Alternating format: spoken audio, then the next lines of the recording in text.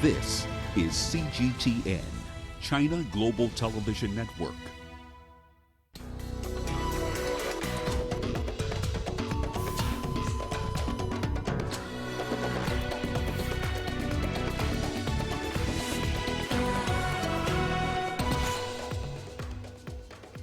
Chinese President Xi Jinping asks world leaders to work together in the wake of COVID-19. East Africa records progress in the fight against desert locusts, but the UN says the battle is not yet over. And Somalia's historic city of Marka reaps the fruits of peace following an agreement signed in 2018. Hello and welcome to Africa Live on CGTN with me, Beatrice Marshall, in Nairobi. Also coming up on the program, the UN says between 90 and 120 million people in developing countries to be pushed to extreme poverty due to COVID-19. And in sports, meet the Tunisian woman who went from teacher to a women's rugby manager for Africa. We begin at the United Nations General Assembly, where Chinese President Xi Jinping urged world leaders to work together in the wake of COVID-19. He also set out new goals to fight climate change. His recorded message was very different to that of US President Donald Trump, who criticized the global body and China. Timothy Ulrich has the details. In a much-anticipated speech, Chinese President Xi Jinping heralded China's success in the struggle against COVID-19. He said the global response to the pandemic made clear the need for multilateral cooperation and less finger-pointing, as well as the need to put lives over livelihoods. The spread of the virus must be contained.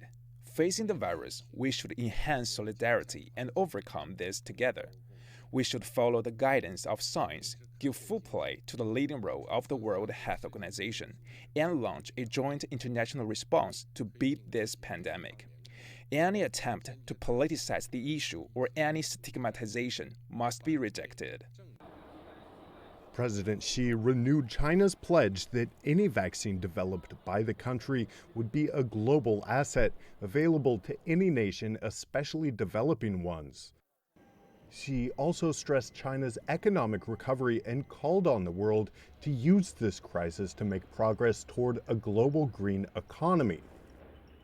UN Chief Antonio Guterres, for his part, highlighted the need for unity in the face of the pandemic.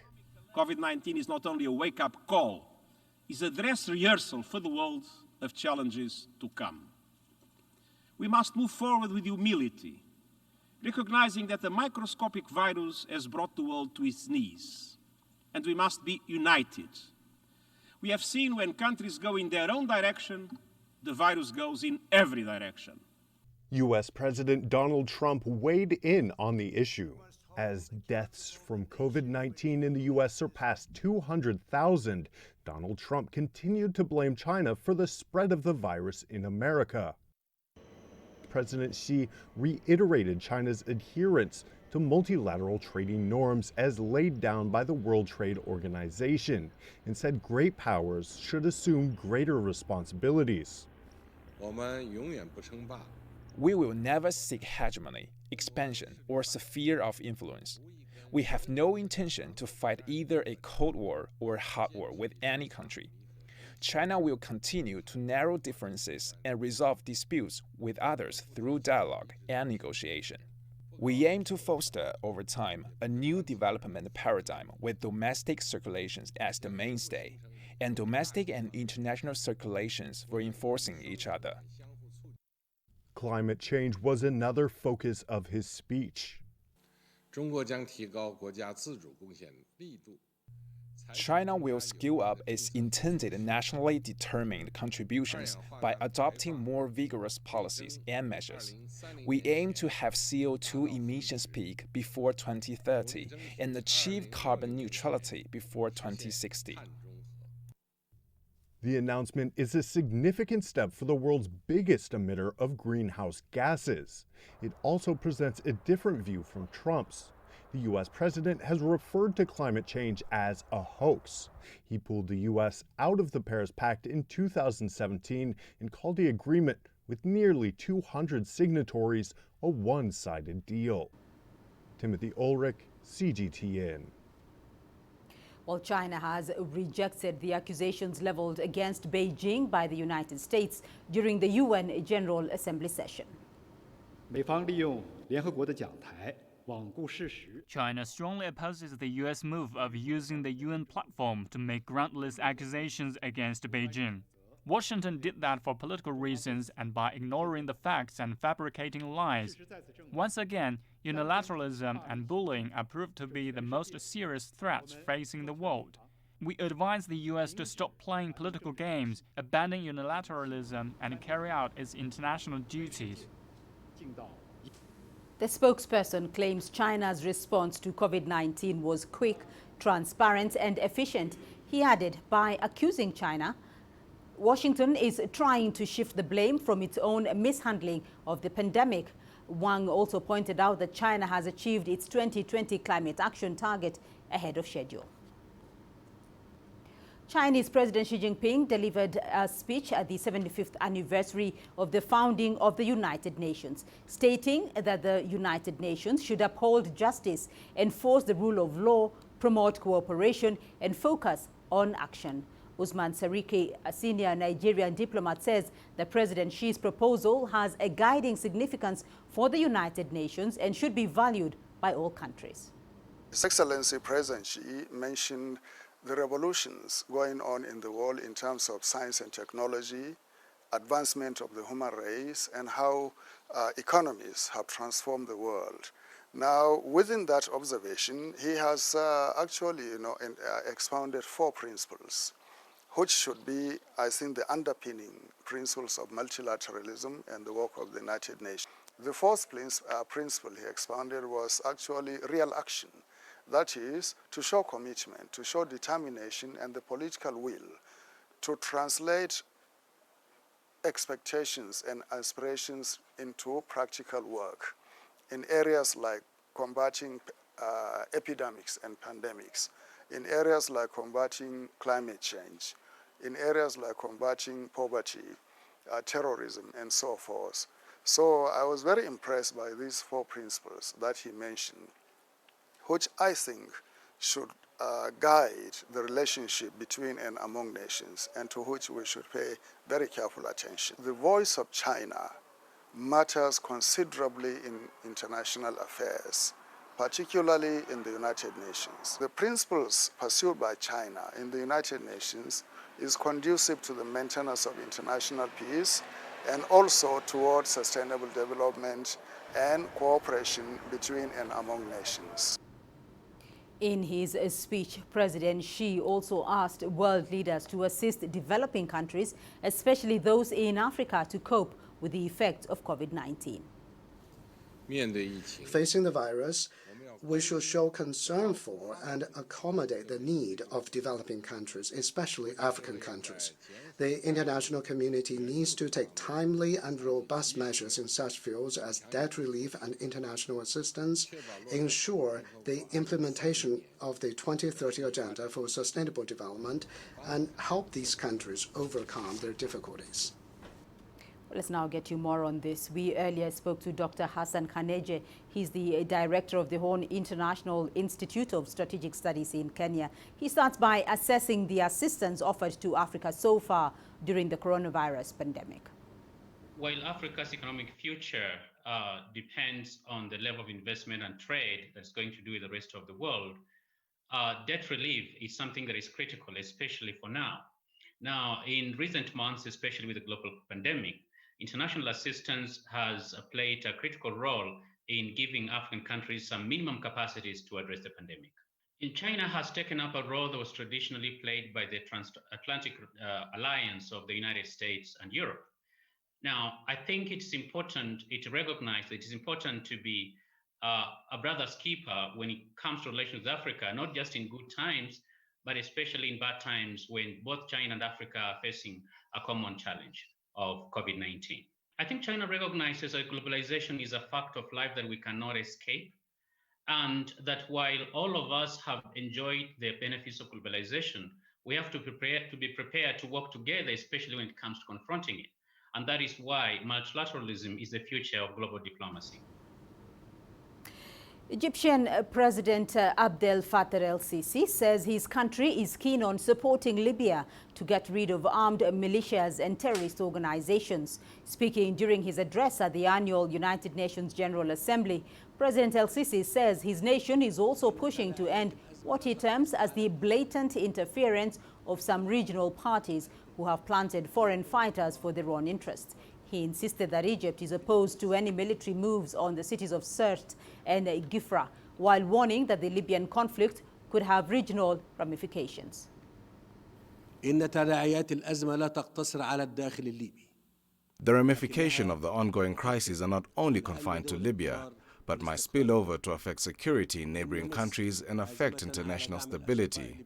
In that light, Egypt is bent on supporting Libyans to rid their country of armed militia and terrorist organizations and put an end to the blatant interference of some regional parties that deliberately transported foreign fighters into Libya in an effort to fulfill their well-known greed and long-standing colonial illusions.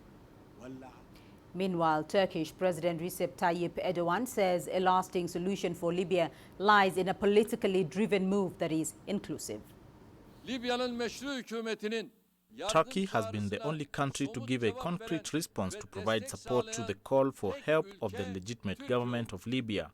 We believe that a permanent political solution in Libya can be established through an inclusive and comprehensive dialogue conducted by the Libyans. And let's stay at the UN General Assembly for the moment, where South African President Cyril Ramaphosa is urging the international community to take advantage of the 75th anniversary milestone to push ahead with reforming the UN and particularly its Security Council. The South African leader says this will give different regions of the world an equal voice. President Ramaphosa says he will use South Africa's virtual presence in New York to continue advocating for Africa to have permanent representation on the UN Security Council. Meanwhile, South Sudan is also supporting the African Union's call for 2 permanent African seats at the Council. The UN Security Council is made up of 5 permanent members, and only they have the right to veto decisions and block declarations they do not agree with. South Sudanese President Salva Kiir is among the voices calling for reform. Permanent representation in the Council will help push for African interests, especially peacekeeping missions in the region. 75 years since the founding of the United Nations, the geopolitical realities in the world have changed, and UN Security Council remains the same. This situation cannot remain the same any longer. And that is why I'm adding my voice to the demand by the African Union for 2 permanent members, permanent seats in the Security Council. Africans demand this because we are the most affected by the Council's decisions and resolutions. Well, let's get another perspective on this. I'm now joined via Skype by Professor Francis Onditi, an SRC Fellow with the African Institute in Pretoria, South Africa. Professor, thank you for joining us on Africa Live. He's also the head of the Department of the School of International Relations and Diplomacy at Riara University in Kenya. Professor, why are African leaders pushing for the 2 permanent seats? How does the continent said to benefit? Because this has been an African Union common position for some time now.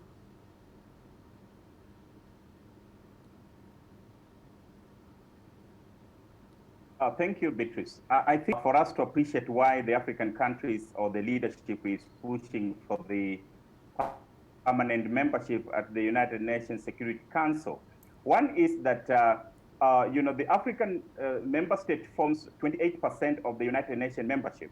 That is not a small number, especially considering that the UN itself has grown tremendously from just 51 members at the time of formation in 1940s to about 193. That's about 73% increment. It's not a small thing. It's significant really in terms of membership, but also in terms of contribution to peace and security.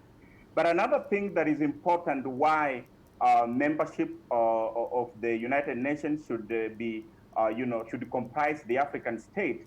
We know that majority of conflicts that have happened in Africa are actually, or in the world, majority are from Africa. Actually, more than 50% of conflicts globally, in the past decades, have actually originated from Africa. So I think they have a very good justification. It might be a bit ambitious to have 2 permanent membership, but I think it is something which is rhyming very positively with the status of peace and security on the continent. But also, we should not forget that Africa has come of age. It has grown in terms of quiet diplomacy, right. But we also know that, So, Professor, 2 questions come to mind here, because you have mentioned that there's probably a good justification for Africa to ask for permanent seats at the Security Council. First of all, what is the likelihood of this happening? And second of all, we had leaders at the UN General Assembly debate talking about solidarity and reaffirming support for multilateralism. Are we likely to see far-reaching reforms in the UN, though, in the near future? Thank you, Beatrice. I think it's important we appreciate that, the membership, permanent membership to the United Nations, it has a lot to do with, strategic decision-making that members do, while they are at the United Nations General Assembly. Now, why would we want to think that there will be reform or changes when the African states increase or rather have their permanent membership at the UN Council? I think you could look at a number of things, but one of the things that comes to my mind is that already what we call the A3s, who are already members of the Security Council from Africa. They have made a tremendous, contribution already to the peace and security architecture, not just of Africa, but also, globally. And so, building on those contributions of the A3 bloc, I think having permanent membership at the UNG, it would be something that, all countries would benefit from. But I think in terms of reforms, we would say this: if you look at the multilateralism, or rather, the multipolar dimensions that the world is now going through, it's only Africa which can resolve what you could call the geopolitical deadlock that countries are experiencing. You look at US versus China, and many others. It's only Africa coming into the equation that would be in a position to resolve those economic and geopolitical, deadlock that the countries have experienced. And so it is something that I think many African countries and even beyond would support positively to the realization of peace and security globally. Professor Francis Onditi joining us there via Skype. Thank you for your insights. You're watching Africa Live, still ahead on the program. Somalia's historic city of Marka reaps the fruits of peace following an agreement signed in 2018. And millions of South African school children are going hungry due to the coronavirus lockdown.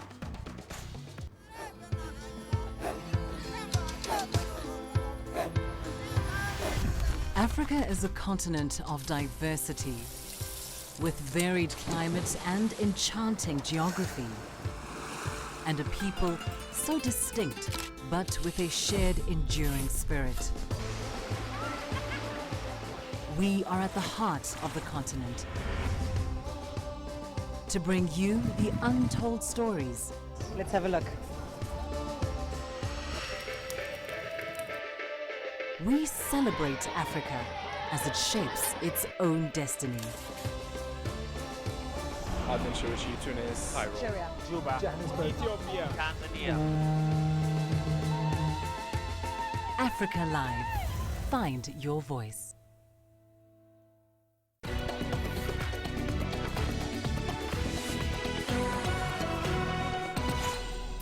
now head to Kenya, where the UN's Food and Agriculture Organization is reporting progress in the battle against a locust invasion in East Africa. However, the organization says there is still a lot to be done to avoid future cases of invasion. In recent months, Food and Agriculture Organization has been partnering with governments and other agencies to control a locust invasion in East Africa. The invasion is a threat to food security in the region, a region that is now already feeling the economic impact of the coronavirus pandemic. Now, FAO says the battle is being won, but the war is not yet over. We need to sustain the effort. I think the challenge in this part of the world is really to sustain the effort. We know that we will have most probably to continue until the beginning, well into 2021, while I think being able to scale up efforts, for example, in a country like Yemen, which remains really a source of desert locust. FAO has developed tools to help governments and partners track and collect information on possible hotspots for breeding of swarms of locusts. One such is the Locust 3. It is designed for early warnings and detection of locust outbreaks. It also identifies the green vegetation that could create conducive environment for breeding of locusts. FAO has developed a number of digital tools for countries to use in the field to collect that very necessary information, that data that's required to understand the current situation and then to plan and prioritize the control operations. So one of these tools is something called Locust, Locust 3, because it's the third version of this tool. We've been engaging with the FAO and other partners just to contain the invasion. We have had one of the most serious invasions in 75 years. But through the process of managing it together with partners, we have developed our own capacity to contain it. Currently, FAO is conducting aerial control operations in northern Kenya and the larger Horn of Africa region. We have received relief from the FAO project. They sent the pesticides. They have been using the planes to spray the desert locusts with pesticides. They have really helped because they have finished the desert locust swarms.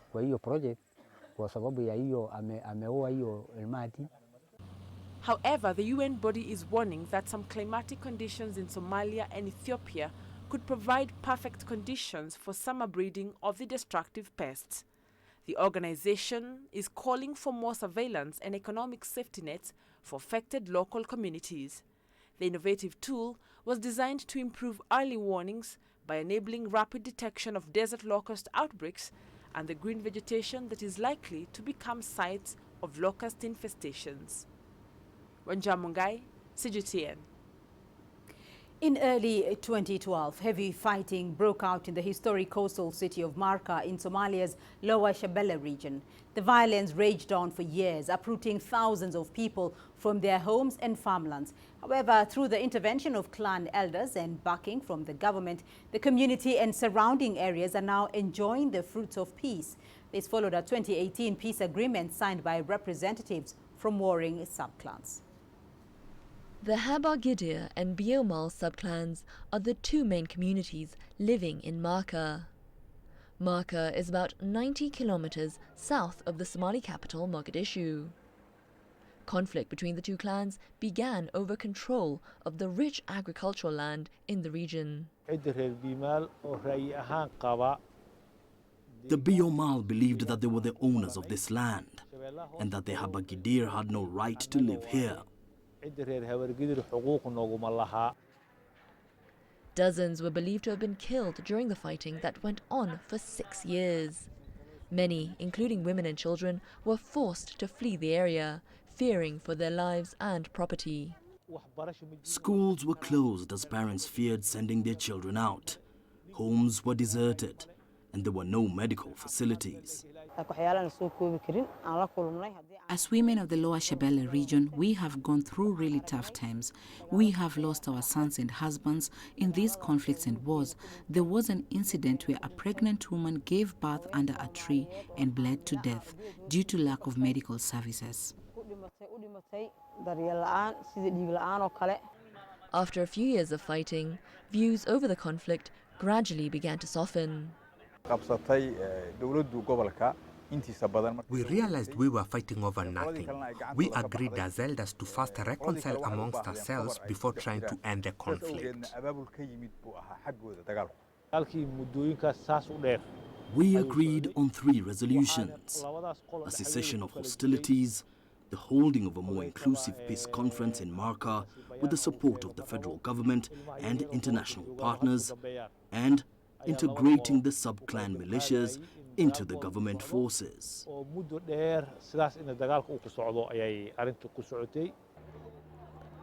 In early 2017, Somalia's federal government supported a more formal reconciliation initiative. Elders from both sides, commanders and peace activists came together to discuss ways of ending the hostilities. We reached a sweet peace deal in the Lower Shabelle region. Today, you will not hear the sound of a bullet being fired or see sub-clans fighting. After a months-long negotiation process, the 2 sub-clans buried the hatchet. The residents of Marca are now enjoying the outcomes of these efforts. Daniela Pearson, CGTN. Millions of children in South Africa who rely on schools to offer free meals have suffered from the prolonged closure of learning institutions. During the hard lockdown to combat the coronavirus pandemic, less than half of the 9.7 million children who benefit from a national feeding program were able to receive meals. CGTN's Yolisan Jamela has more. South Africa's National School Nutrition Program feeds millions of learners nutritious meals every day at school. More than 19,000 schools are part of the feeding program. The program reaches the most vulnerable children in the country.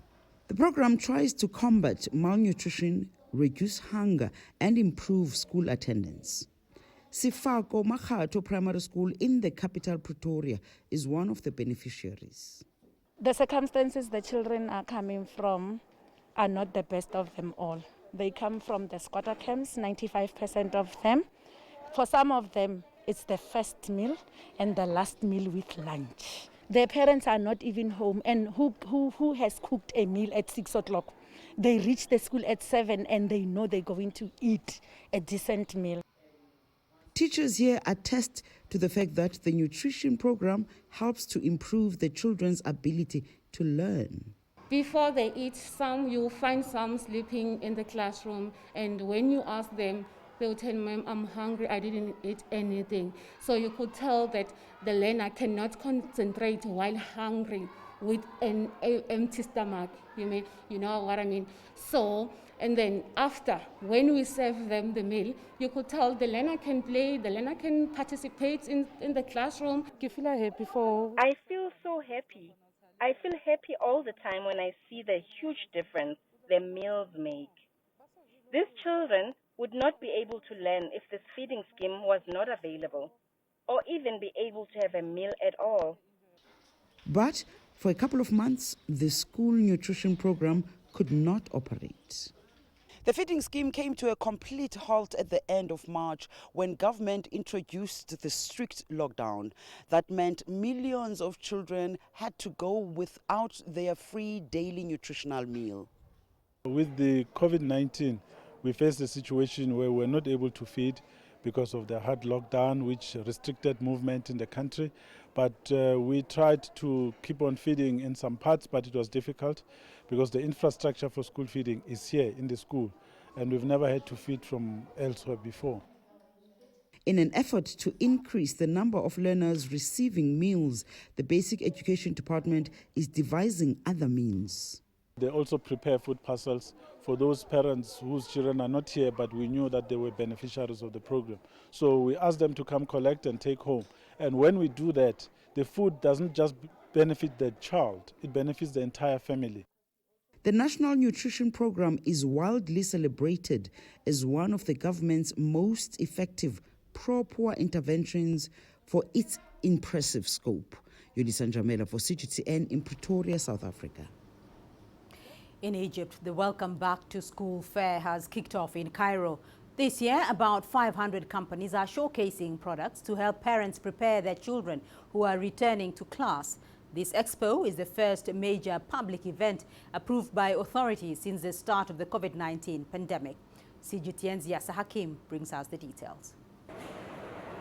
Parents are finalizing preparations for the new school year, and this venue is supplying them with all their needs, from uniforms to stationery, bags, books, and much more. Yusriya has brought her granddaughter to shop here. I come to the fair every year because prices and discounts are good. I bring my grandchildren to choose for themselves what they want. Judy liked all the stuff here and bought a lot of things. She's happy. The fair is an annual event, but this year is different. It comes amid the coronavirus pandemic, and it's clear from the moment you arrive. Health measures start from the entrance gate. There were fears the coronavirus would prevent many people from attending the expo. On the contrary, I don't feel the coronavirus has had any effect on attendance here. The place is full of people buying what they want. The price is much better than the market with better quality. Everything you need is available. In spite of the discounts on offer, traders say sales have been affected by COVID-19. Because of the coronavirus, it's natural that trade and the markets slow down. That's why we are providing good prices and big discounts of up to 40% to encourage people to purchase more. There is another setback for vendors. The government has reverted to online education and studying from home as a precaution against coronavirus. This meant laptops have replaced books as a main studying tool. Of course, it affected book sales, but online studies are mainly for middle school and high school students. Book sales dropped by about 30% till now because the youngsters still need them at school. COVID-19 has influenced nearly every aspect of people's lives. The trend at the expo shows that even the education system may not return to how it was before the pandemic. Yasser Hakim for CGTN, Cairo. Well, let's now take a look at your business news. Here's what's ahead. A grim outlook. The UN says between 90 and 120 million people in developing countries to be pushed to extreme poverty due to COVID-19.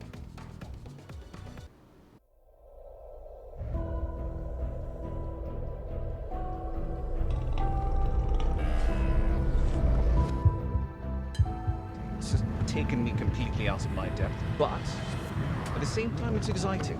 It's new, it's different, it's a challenge. It's really exciting.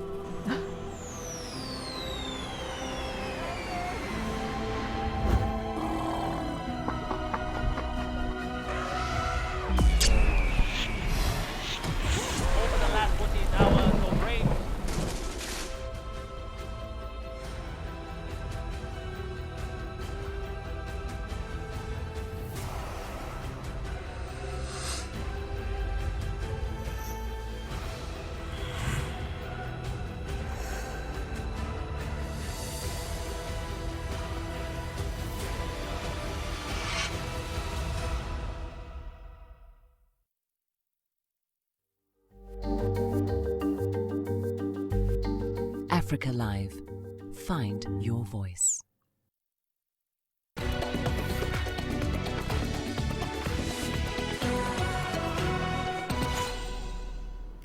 According to this year's UN Trade and Development Report, the global economy is facing a deep recession due to the pandemic. The economy worldwide is expected to contract by more than 4% this year, and the shortfall in global output by the end of 2020 could be over $6 trillion. The report paints a stark picture for those in the developing world. Between 90 and 120 million people will be pushed into extreme poverty, and close to 300 million face food insecurity. Latin America is likely to be particularly hard hit, while East Asia has positive growth, with China expected to grow at 1.3%. Ghana is planning to list its gold royalty fund in London in October in a deal expected to be worth up to $500 million. The government-backed Yapa Royalties has hired Bank of America and JP Morgan to pursue an initial public offering at the London Stock Exchange. Africa's largest gold producer wants to take advantage of the good prices this year to raise the money if the plan does not run into political opposition. Yapa holds interests, including mining royalties, in Ghana's gold assets. Royalties give a country the right to receive a percentage of production from mining operations or retain a stake in a mining company. Nigeria's foreign trade continued to experience a downward spiral in the quarter ended June. That's the country's third consecutive decline since 2019. CGTN's Kelechi Emekalam reports. For nearly 6 months now, production at this honey factory in Nigeria's capital Abuja has stalled. Bee farmer Ademola Adeshino had spent over a decade producing and exporting honey and other byproducts to various parts of the world. Before the COVID-19 pandemic, he produced an average 150 tons of honey every year, mainly for exports. But now more than 80% of his earnings have been cut off. We rear bees in the farm, and the lockdown has kept us indoors. We could not go to the farm. We have virtually not been able to do any export business throughout this year because of the lockdown. Funds were lost. So if you begin to quantify it, in percentage-wise, I should say, so many people lost over 80–90% of what they would have gained this month. And then there were no serious stimulus packages from government to assist when these things happened. Nigeria has continued to experience a major shortfall in trade. The country's Bureau of Statistics puts the latest plunge at 27%. Foreign trade dropped to $16.09 billion from $22.3 billion recorded in the second quarter of 2019. Exports, too, plummeted by 51.7% year-on-year to $6.1 billion, while imports declined by 14.6% to hit $11.1 billion year-on-year. We know that industry in Nigeria is at the end of being totally out of existence, and yet the government is not looking at how to revamp in the industrial sector. We have the manufacturing sector that is gradually going into moribund. There is need to establish or to ensure that we have functional infrastructure to accommodate our industrial processes and growth. If we really want to compete globally and earn enough foreign exchange, promote exports, then we need to put in place infrastructure. Trade deficit is feared to impact on the country's revenue, being largely an oil-dependent nation. The report also reveals that Nigeria's imports still outweighs its exports. This is despite the government's land border closure in 2019 to discourage importation. Experts warn that a continuous trend could result in depleting of the forex earnings, leading to a decline in its GDP, currency devaluation, high debt service, and low per capita income. Kelechi Emekalam, CGTN Abuja, Nigeria. The coronavirus pandemic has increased the use of digital banking services in Nigeria, where social distancing rules have led to long queues in banks. The problems have been worsened by restrictions on the amount of dollars that can be withdrawn. But a new breed of digital banks are now competing with existing lenders to provide online financial services. CGTN's Terry Wangari has more. Lele Balde is busy working as a media professional, juggling between hosting radio shows, being a culinary writer, and working as a business journalist. During the onset of lockdowns and social distancing, she had to look for other ways to avoid going into a physical bank to make transactions. COVID-19 came and hit us, and nobody really expected it. So going to the bank now, a lot of people don't feel comfortable doing that. There's excessive lines. There's been cases of COVID-19 cases in actual bank branches. So people are changing the way that they want to bank. So right now, a digital bank, I think, is probably the only option going forward. Balde is among many Nigerians who've sought digital banking services to enable continuity when it comes to conducting business. A new breed of digital banks without physical branches say they've had a boost due to the pandemic. Kuda Bank is a digital-only bank that launched in August 2019 with 500 customers.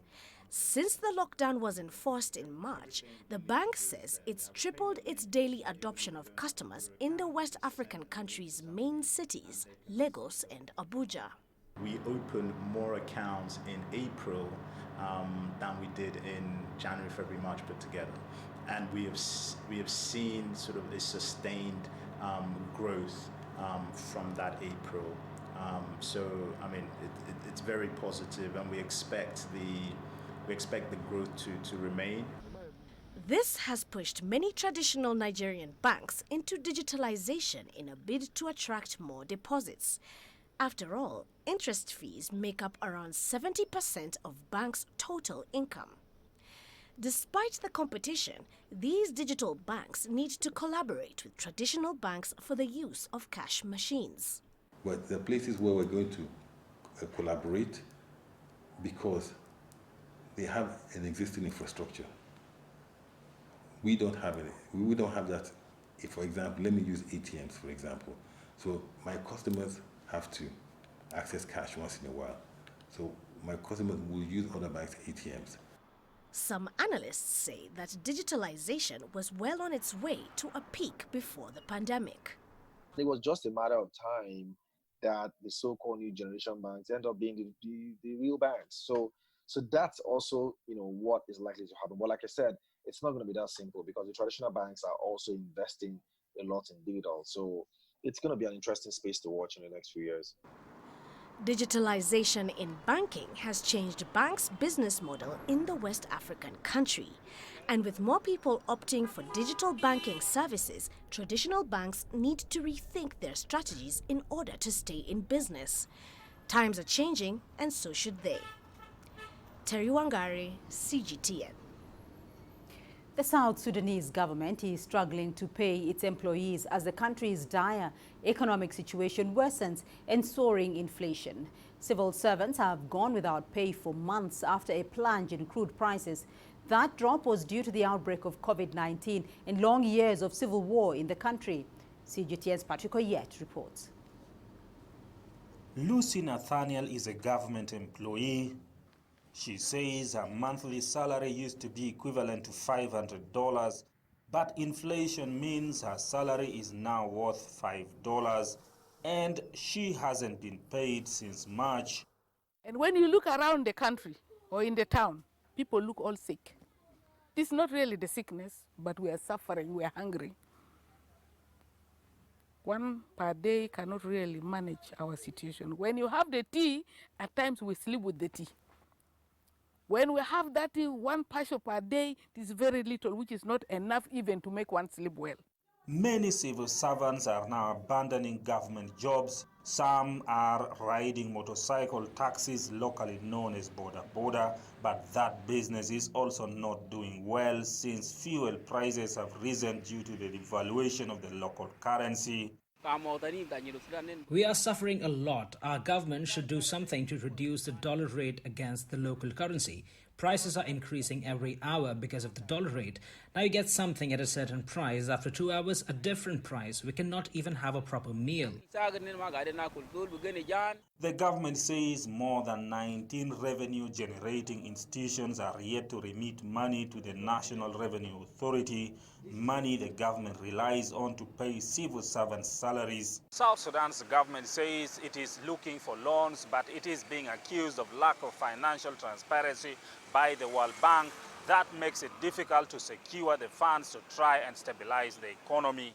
South Sudan's President Salva Kiir has instituted a committee to try and salvage the situation, but the committee says improving the economy is a lengthy process. We have set up subcommittees. Some are buying gum arabic, simsim and other agricultural products from the northern part of the country so that we export these products and get some more hard currency. It will take some time, but things will improve. For Lucy, it is now a matter of survival. She is hoping the government will help her find a way out. Patrick Oyet, CGTN, Juba, South Sudan. And we still have more news for you here on the program, including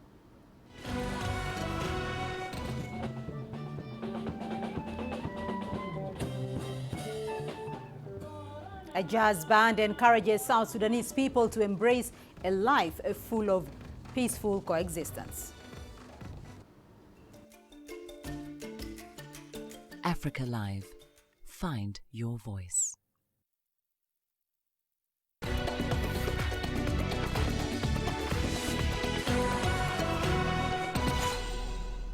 The International Day of Peace was marked on Monday in South Sudan, though peace is yet to be fully achieved, years after a civil war ended. The UN peacekeeping mission in the country has been working with partners to help build unity among communities. One such partner is a jazz band from the town of Malakal, which hosts a UN site for internally displaced persons. The band calls on South Sudanese people to embrace a life of a peaceful coexistence. 1, 2, 3. 1, 2, 3. For us as a jazz band, music is everything. So we decided to train youngsters in the UN protection site in Malakal for them to get to know their own cultures. There is a real challenge for displaced children across South Sudan to keep in touch with and have knowledge of their own cultures. So we wanted to find a way to keep our traditions alive among the younger generation. We would like these young children who have known nothing but conflict since birth to be able to take pride in their culture and grow up with feeling of being culturally South Sudanese.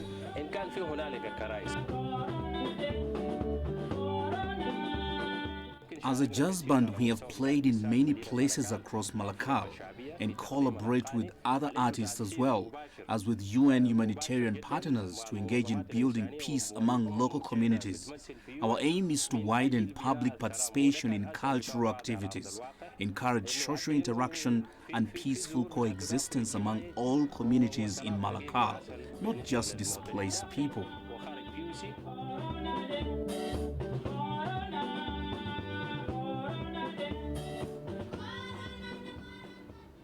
Let's now take a look at your sports news. Here's what's coming up. We tell you about the Tunisian woman who went from teacher to women's rugby manager for Africa.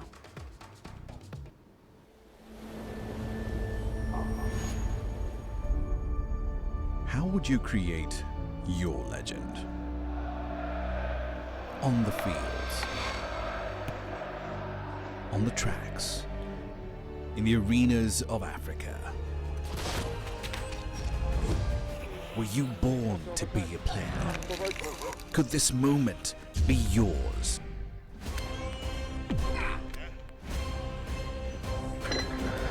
Sports Scene. Find your game.